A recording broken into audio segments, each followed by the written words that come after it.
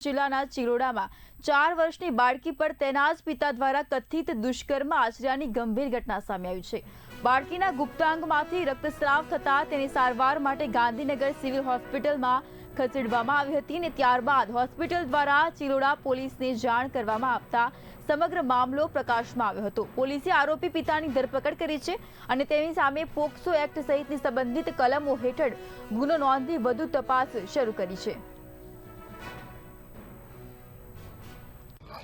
आज दिवसना समय चिलोड़ा police station ने सिविल हॉस्पिटल गांधीनगर तरफ एक एमएलसी ने फरियाद मળી હતી, જેમાં એક નાની બાળકી જેની ઉંમર 4 વર્ષ છે એના સાથે કંઈ દુષ્કર્મ જેવું બનાવ બનેલું છે એવી માહિતી મળતા ગાંધીનગર પોલીસ ચિલોડા પોલીસ તુરંત સિવિલ હોસ્પિટલ આવી હતી અને પ્રાથમિક પૂછપરછમાં જાણવા મળ્યું કે આ સંપૂર્ણ બનાવ બાળકીના ફાધર દ્વારા કરવામાં આવ્યું છે, જો આરોપી છે।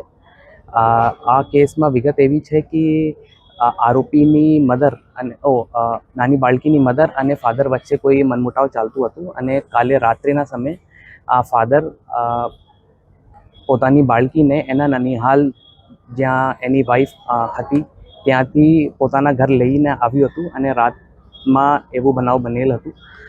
સવારના સમયે જો એના રિલેટિવ્સને નાની બાળકીને જોયા તો એને જોવામાં મળ્યું કે એના પ્રાઇવેટ પાર્ટ્સમાંથી કંઈ લોહી જેવું આવે છે।